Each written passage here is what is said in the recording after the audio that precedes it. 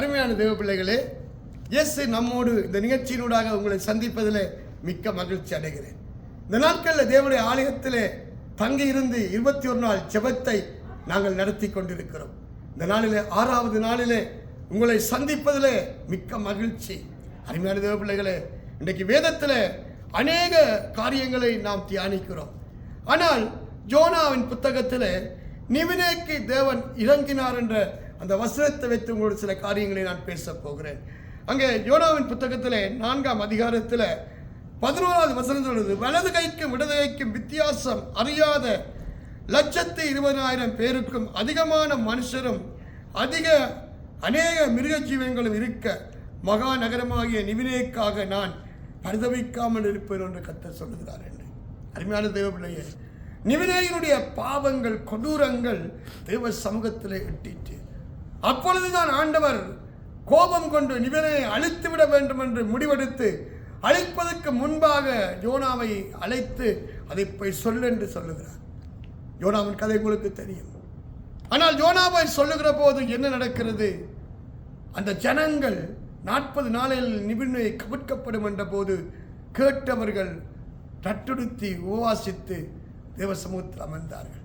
அதை கேட்ட ராஜாவும் வஸ்திரத்தை கலட்டினார், பிரதானிகள் கலட்டினார்கள். ஆடு மாடுகள் மிருக ஜீவன்கள் எல்லோரும் பாலுன்ற குழந்தைகள் கூட 40 நாளும் தண்ணி குடிக்காமல் ஆகாரம் புசிக்காமல் ஜெபம் பண்ணினார்கள். இரவும் பகலும் ஜெபம் பண்ண தங்களை ஒப்புக் கொடுத்தார்கள். நல்லா கவனியுங்க, அதை தேவன் கண்டார்.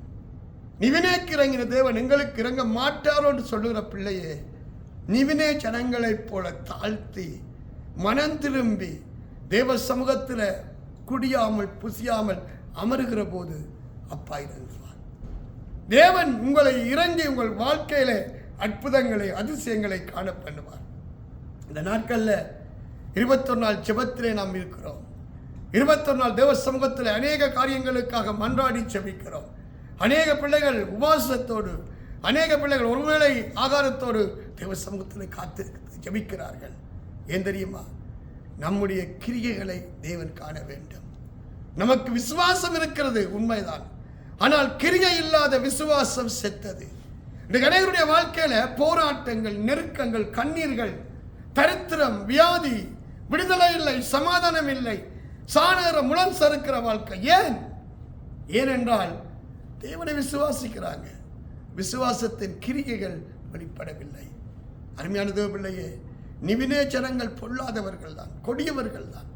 ஆனால் அவர்கள் தேவ சமூகத்தில் மனம் திரும்பி அமர்ந்து ரட்டுடுத்தி குடிக்காமல் புசிக்காமல் 40 நாள் வரைக்கும் தேவனோடு இருந்தார்கள்.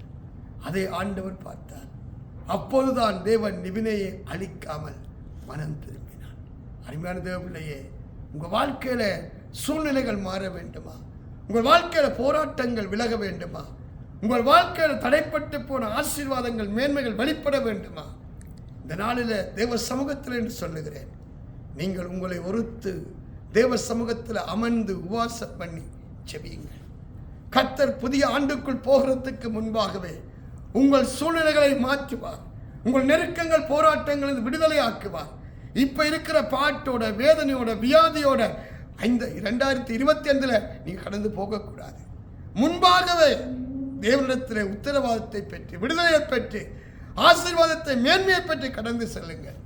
இந்த நாட்களில் கிறிஸ்துமஸ், நியூ இயர் என்றொன்னு களியாட்டுக்கள், மாமிசத்தை பிரியப்படுத்தி மாமிசத்தின் காரியங்களை நிறைவேற்றி ஏதோ இது ஆராதனை, இதுதான் நம்முடைய மேன்மை என்று எண்ணி விடுகிறோம்.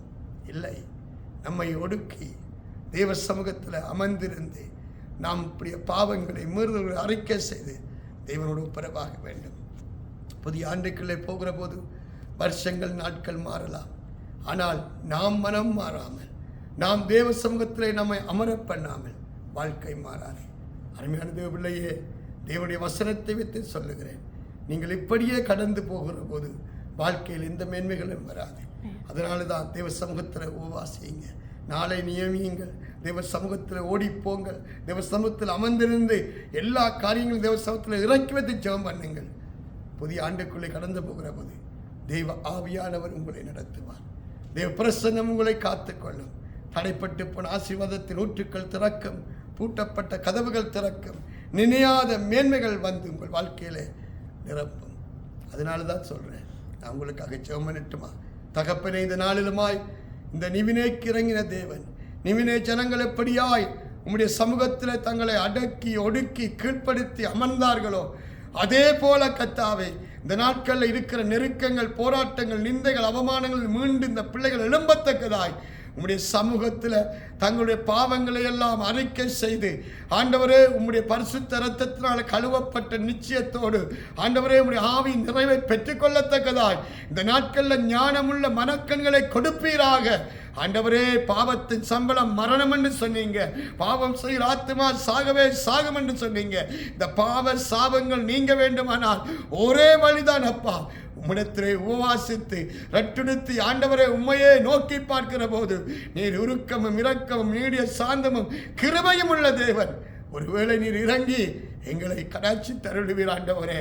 ஐயா, இந்த காரியங்களுக்காய் மன்றாடுகிறேன். இந்த நாட்கள் இந்த பிள்ளைகளுக்குள்ள இந்த அறிவு, இந்த உணர்வை கொடுங்கப்பா. ஆண்டவரே, வீணாக காலங்களை கடத்தி விடாதபடி ஆண்டவரே உம்முடைய பாதத்திலிருந்து மேன்மைகளை காணத்தக்கதாய் அனுக்கிரகம் செய்யும். இந்த தேவ செய்தியை கேட்கிற ஒவ்வொரு பிள்ளைகளுக்காய் மன்றாடுகிறேன். ஜீவன் உண்டாகட்டும், மேன்மை உண்டாகட்டும், தெய்வ மகிமை வெளிப்படட்டும். இயேசு கிறிஸ்துவின் நாமத்தில் ஜெபிக்கிறேன் என் ஜீவனுள்ள நல்ல பிதாவே, ஆமேன். அருமையான தேவ பிள்ளைகளே, தொடர்ந்து இயேசு நம்முடைய நிகழ்ச்சியை பாருங்கள். நாங்கள் தொடர்ந்து 21 நாள் ஜெபத்தில் இருக்கிறோம். வருகிற ஜனவரி மாதம் 1ஆம் தேதி அந்த ஜெபம் முடிகிறது. ஆகவே நீங்களும் ஜெபிக்க விரும்பினால் காலையில் 5 மணியிலிருந்து மாலை 10 மணி வரை ஆலயம் திறந்திருக்கும். நீங்கள் வாருங்கள், கூடி ஜெபிப்போம். கர்த்தர் மகிமையான காரியங்களை செய்வார். கர்த்தர் தாமே உங்களை ஆசீர்வதிப்பாராக. ஆமென்.